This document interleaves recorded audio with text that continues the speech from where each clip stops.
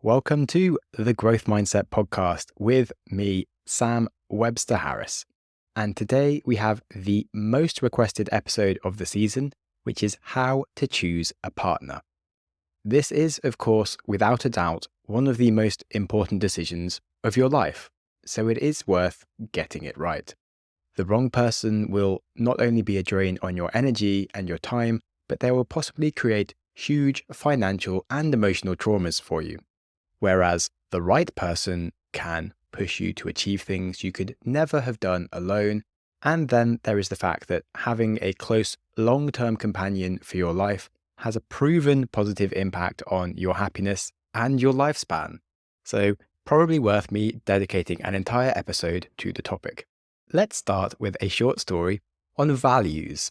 Einstein's first wife, Mileva, was not just a little bit similar to him. In fact, her values and her interests seem to be basically identical. She was the first female physicist to get into the university where she studied in the same lab as Einstein. She was an outsider used to challenging beliefs to get her ideas adopted. She was incredibly smart, and she even helped him write some of his most famous work. They genuinely did explore the limits of physics and human knowledge together. This marriage didn't work out. In fact, it was a spectacular failure.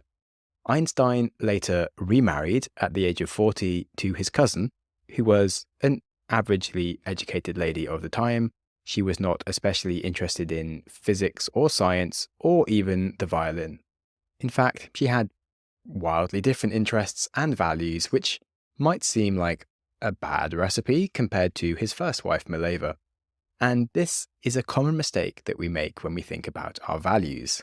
Because actually, Mileva wanted to be a renowned Nobel Award-winning scientist just like Einstein. She didn't want to be a mother, and she hated to be in Einstein's shadow. Yet his second wife was happy to support Einstein and valued a shared life together whilst they could each follow their own independent and individual interests.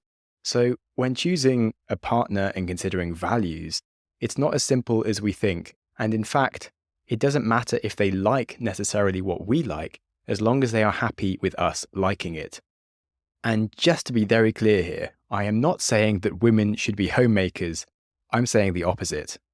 I'm saying that if you are a woman and you want to be the president of the United States, you need a husband that wants you to be the president of the United States.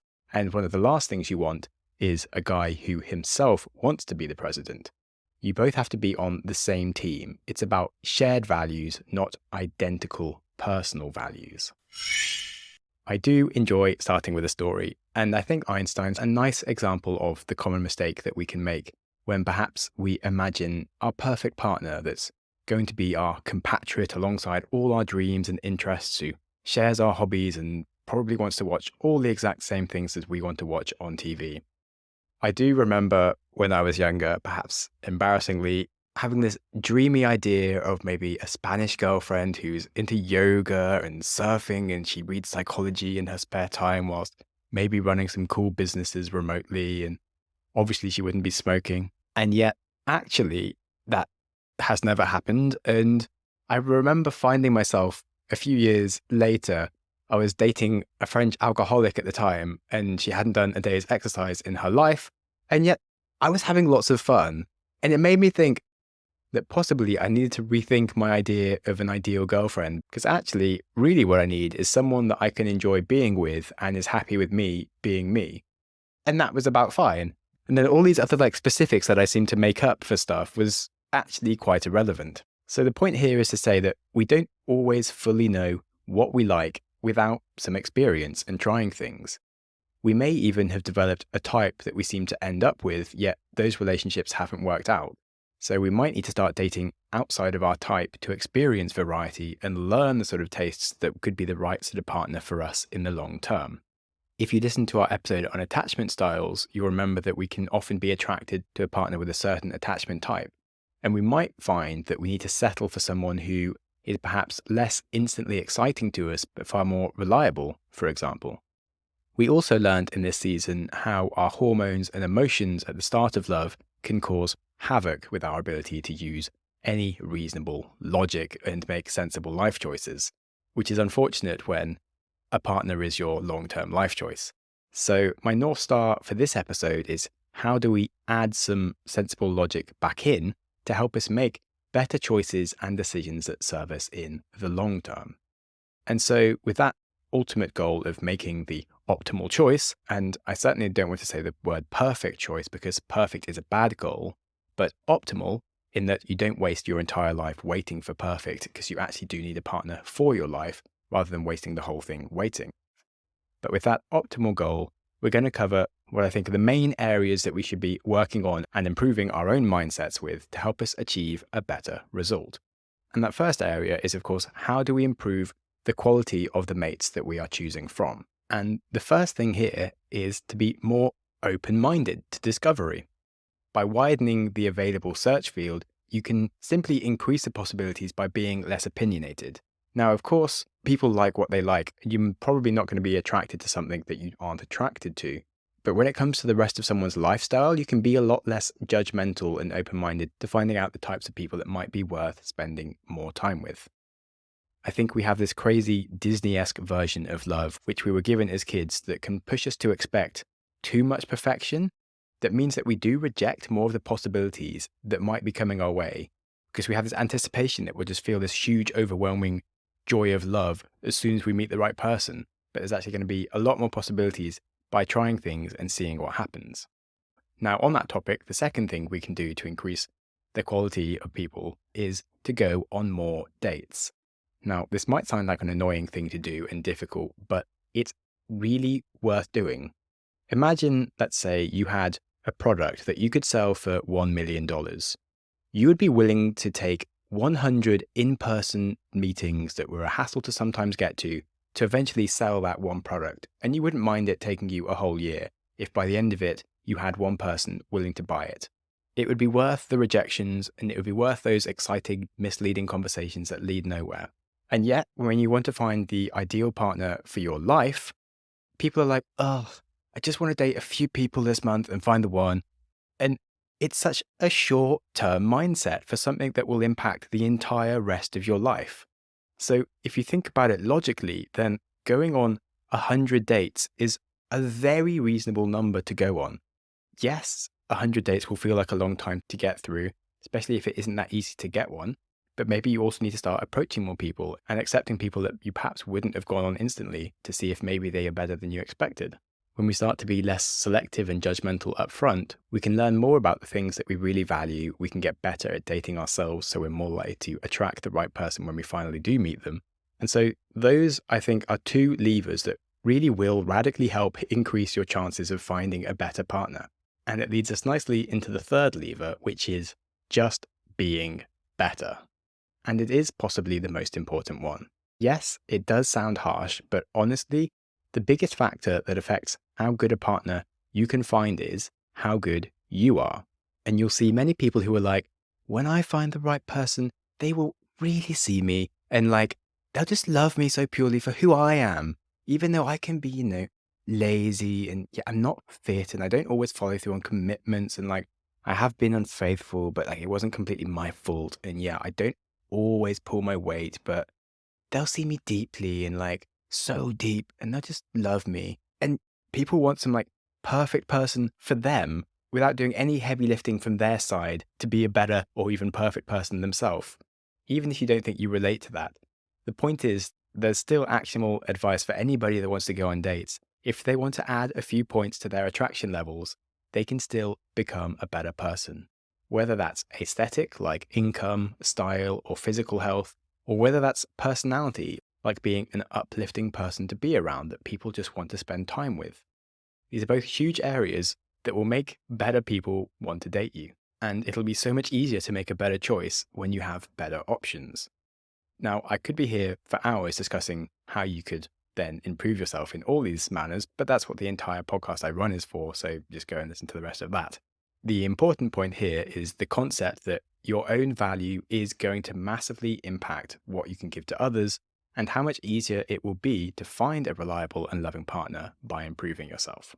And now that I've uncovered those important hard truths that you just have to accept, we'll go through some mistakes and bad advice that you often hear so that we'll have a better chance of securing the right person before we then address the signs for what to avoid and how to know that we are on the right path with someone. So, mistakes. Number 1, don't go shopping when you're hungry. You know the crap that you come back with from the supermarket when you're starving and you can't think properly at all? Well, it is the same in relationships. In the episode I did about the paradox of loneliness, we spoke about the value of becoming independent and knowing ourselves before we are able to be successfully interdependent. And the reason that I beat that topic to death is that you have to make peace with yourself and be content with who you are and where you are. Otherwise, if you go dating and you take someone out of desperation, that won't solve anything for you in the long term anyway, because that person will start to cause you more problems than they're solving. Big mistake number 2, trying to change your partner. You've probably heard this a million times, and you will probably need to hear it a million more times. But you can't change people, and you need to be happy with them being the same person that they currently are for the rest of their life. The difficulty here is in wrapping our heads around the weird conundrum that actually we are all continuously changing, and one of the hallmarks of a healthy relationship is helping each other change and grow for the better. But regardless, you must expect that their personality and their interests will not change to be something you prefer, and they might even change to be something you prefer less. And you simply need to be able to accept them as they are and to be supportive of the areas they may or may not want to improve without any expectation and especially no requirements. Mistake number 3, waiting too late for hard conversations. Now, you will probably have some important things for you in your life. Maybe you want to travel the world. Maybe you want to have kids. Maybe you want to be the president of America. Who knows? Awkwardly, you do need to have someone who wants the same thing for you on a similar timeline. If you want to have kids in 5 years, but they think they might want kids, but they aren't too sure and not in the next 10 years, do you now move on? Well, the answer to these tough questions comes from having the tough conversations with yourself first. You need to know what your own non-negotiables are and why, so that you don't launch into relationships and then turn into a floppy mess of priorities that just aren't prioritized. And once you work those things out, you know who has some long-term potential and who doesn't instantly, and you don't need to waste your time or the time of others. Mistake number 4, and that is confusing chemistry with compatibility. As I've said, our hormones can fire like crazy when we first start dating someone who is a bit exciting, and we can blast past all the warning signs, which inevitably come out much later. And I'll talk about those a lot later in the episode. But firstly, whilst we're on the topic of how to make good, sensible life decisions for your life, one of the best decisions I have made is to start taking Magic Mind.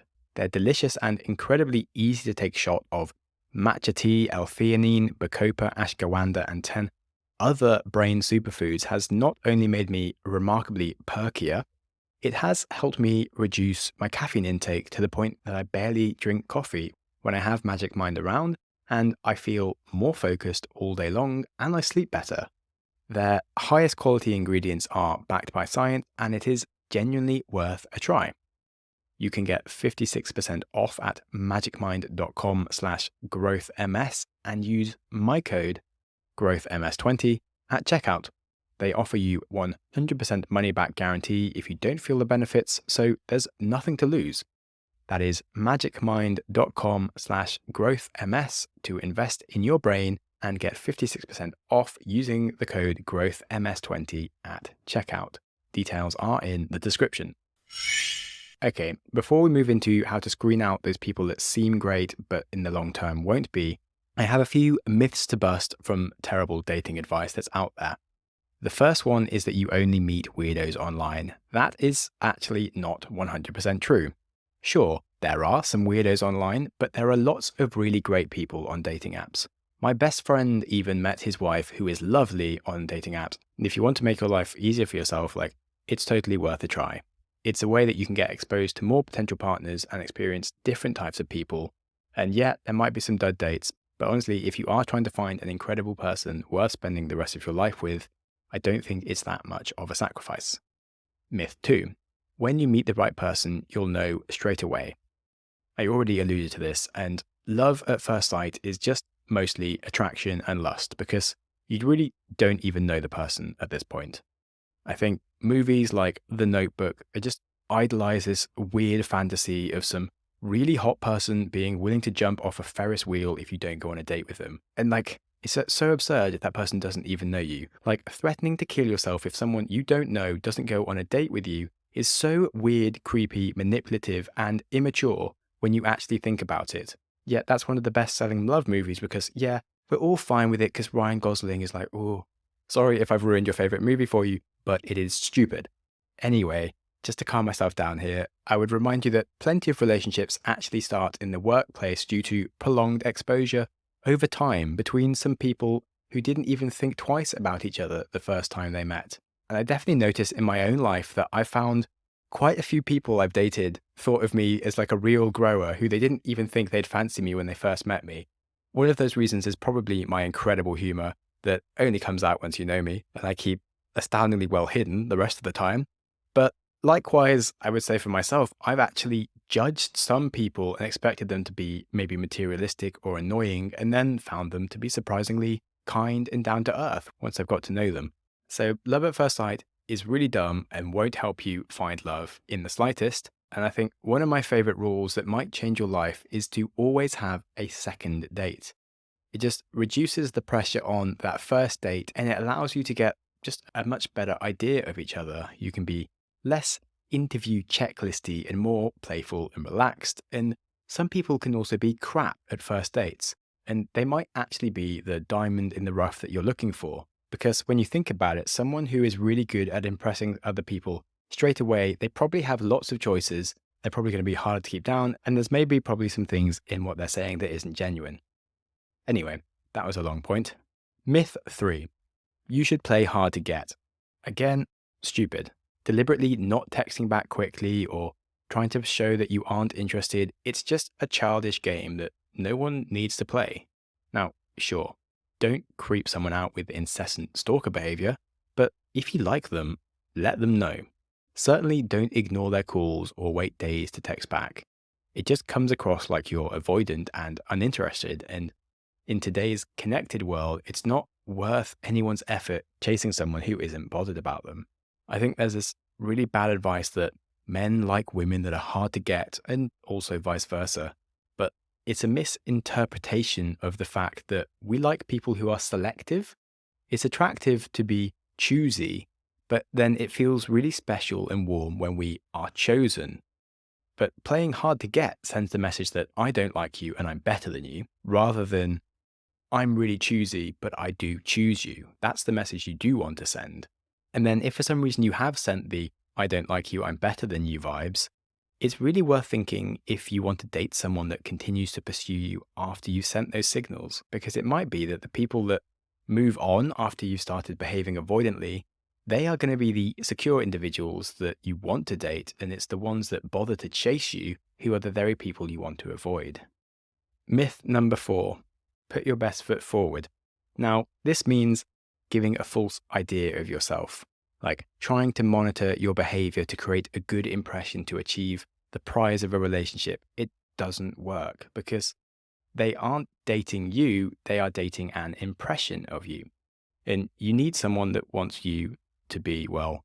Now, of course, first impressions matter, and I certainly fart around my girlfriend way more now than I did on our first dates, slightly. And it took at least 6 months before I knew she could even fart. But farting aside, you still want to try and create emotional intimacy early in the relationship. And that means sharing flaws and things that you're embarrassed about, and then finding out that they could still love you despite these facts. Because no one is perfect. But if your partner can accept you as an imperfect human, that means love is possible between you. If they are only presented an idealized version of you that doesn't have any worries about money or family, if you pretend to be knowledgeable and interested in a topic that you don't care about, there's a problem. Like, I personally hate football. If I dated a girl who was into football, I could read up on the latest scores, I could talk about the psychology of the greatest football managers, but that might give the impression that I want to watch football every weekend, And she's going to be disappointed when I really don't actually want to do that. It would be stupid. So instead of trying to impress someone with false qualities, the best thing to do on your first date, as Alain de Botton says, which is to ask each other in what way you are crazy. And I really love that as a piece of advice. So now we've covered what we can do to increase the quality of potential partners and outlined the main mistakes that we make that can block things from advancing when they should be advancing. Finally, we need to look at when we should be stopping ourselves from dating the wrong people, even when they seem very attractive and exciting and we have chemistry that is really intoxicating. Those people that seem so great and fire us up, but are actually going to be a dud and it's going to be a disaster of a relationship. If we're lucky, they'll abandon us quickly and we'll have escaped years of a bad relationship. But if we're unlucky, we will waste years of our life with someone sucking the energy out of us. So let's cover how to screen for solid, good quality partners. Now, the first thing we should look at is family history and trying to understand how good someone is at forgiving and accepting others versus how much they blame or make trouble for others. And there are two red flags here in a partner's family history. When everything is absolutely awful or completely perfect, you're really looking for a good balance by where they acknowledge some mistakes and difficulties a family member may have had or caused them, whilst also recognizing some positive qualities as well. Perhaps their father struggled with depression or wasn't good with money, but could also be loving and generous when they had the ability to. Now, of course, there can be some wonderful people out there who did have a terrible family around them their whole life or experienced some serious trauma, which isn't their fault. But red flags aren't about running away the first time you see one. It's an indicator to put you on alert and might well be a sign of further red flags you need to watch out for. It doesn't, of course, matter to you whether or not someone likes their family, but if they hold grudges and if they blame those around them without taking any responsibility themselves for their own actions or empathizing with the situations of others, well, that does matter to you, which leads us on to the next thing to look at, which is just their past relationships in general, with partners and with friends. You want to find out what kind of friendships they currently have and how many long-term friendships they've actually been able to maintain. Like, do they still have friends from school? Most people who are kind and caring are able to maintain at least a few long-term friends over many years. And you want to be worried if you're talking to someone who indicates how they always get let down by others. This would show a serious lack of trust in people that you shouldn't be trying to fix and should probably be avoiding. Furthermore, can this person take some responsibility in their own failed romantic relationships, or at least acknowledge why that partner wasn't right for them, perhaps due to incompatibility terms or their own lack of judgment? Like, what you really don't want to hear is someone saying purely derogatory terms like, she was crazy or he was a total narcissist, just complete full-on blame with no acknowledgement of the fact that maybe they weren't the perfect partner either. We can all look very unappealing to the other person in the relationship by the end of it, and so it's just not probably the whole truth. The reason a relationship ended was entirely due to one person. It's again a warning sign that you need to be watching. Now, the third thing to look for is how they handle anger.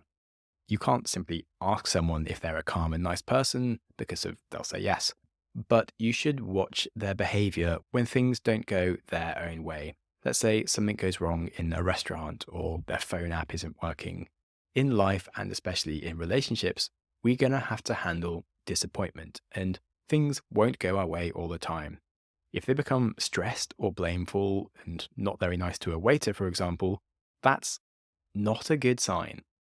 The way people act with others when they're stressed will say a lot about how they will act with you one day. And in life in general, I think how people treat waiters is a fairly reliable mark of what they're like. And it can also be a good indicator of the next sign to watch out for, which is generosity. According to a long-term study at the University of Virginia, generosity is the number one key to a good relationship. And I don't mean generous by just tipping waiters or buying you a drink or your dinner. I mean, do they help, support, and teach others at work? Or do they take all the glory for themselves? Do they let other people out in traffic? Essentially here, Are they interested in helping improve the lives of others in a realistic day-to-day level? Because someone might say that they really want to change the world and they're interested in improving their lives, but they'll be a dick most of the time. But they'll validate it because their plan is to eventually become a billionaire, where they'll one day build hospitals and libraries and cure diseases. But you want someone that's going to be a generous person today in your relationship now. And now that I've just said that, you also need to be careful of someone who seems to be generous towards you, because whilst they are excited currently by their hormonal attractions at the start of a relationship and the chase, what you need to look for is how generous they'll really be after a multiple year relationship with lots of difficulties involved. Now, the fifth thing to start looking for is just how full their life is. As in, do they have meaning in their life outside of dating you? I would look for something like interests and passions, and really importantly, a history of expanding themselves. Are they good at taking opportunities and embracing curiosity and novelty whilst not being stuck in the same routines or job? And this is important because keeping a relationship interesting takes hard work, and it really doesn't come naturally to many people. If they just lock themselves inside every evening to watch TV or play computer games, they might find it difficult to maintain a spark and be interesting. So when looking at this, you should probably also look at things like, do they have dreams and do they have a history of making some of those dreams come true? Because someone who just has vague fantasies but never takes a single step towards making these things happen, they're probably going to be kind of depressing to be with if you have to live with them for the rest of your life. If they just have a bunch of excuses for never getting anywhere, like not really what you want with your life, probably. Anyway, now that we've covered those biggest flags, as I said, one individual flag on just a single point, that can be fine. But these are general indicators behind a wider problem. What we're really trying to do here is essentially screen for someone that has a positive attitude and a growth mindset, someone who can accept challenges within their life with grace. What you really don't want is someone who is a source of more stress in your life. Because when we first start dating someone, everything might seem dreamy and we can plan our lives where we'll both be so happy and on our best behavior, but it's not that simple. When you start doing things like moving house, holidays, having kids, jobs going wrong, maybe being ill, these things can all be huge sources of stress.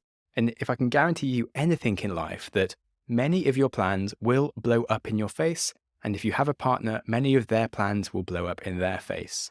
So let's say you're moving house, but you get food poisoning, whilst their favorite sofa gets ripped and the delivery driver gets lost and their job's under loads of pressure. Like when it rains, it pours, right? You know what I'm saying? These things happen in life. Now, when all those things happen, is this partner going to be a strong source of support and positivity to help you through it all? Or will they be amplifying your problems and making everything twice as difficult? And that is a really important question to ask when you're thinking about the rest of your life. So that's why we screen for positive personality traits now, because they will all come out. And now my geeky side is excited to mention something called the optimal search theory. This is about how we make decisions to continue searching versus settling for what we have. The optimal search theory is a statistical way to get the best result in an unknown search situation. It works perfectly for dating as much as it does for finding the best strawberry in a field. Essentially, you need to decide how long you have to search for. So let's say you want a partner and you have a maximum endpoint of like in 10 years' time, because that's when you want kids. You should allocate then the first 30% of your remaining time to searching, dating around and having like small dates, relationships, perhaps 6 months, even a year. And you're trying things and learning about life and learning about what you like. Then after that 35% mark, you'll move into settling mode. That means you continue searching, and every partner that you find that isn't as good as someone you've had before, you move on immediately. You don't date them for more than a few weeks. And then as soon as you find a partner who is better than everyone you have dated so far, you settle with them and you put everything into that relationship. Now, of course, this rule is from statistics, and you might well find the perfect partner on day one, and you should probably try and stick with them. So don't blindly follow the recommendation of like searching for 3 years if you have 10 years before having kids, etc. But the point of this mental model is that the average person will probably get the most benefit from choosing a partner using a framework similar to this. And I think it's funny that this was just identified using purely maths without thinking about emotions or maturity. But actually, on emotional levels and maturity levels, it does work really well because most of us do just need some time to get to know ourselves and be in a few different relationships first to understand what good even looks like before we are then ready to move into settling mode and start a full serious relationship and marriage.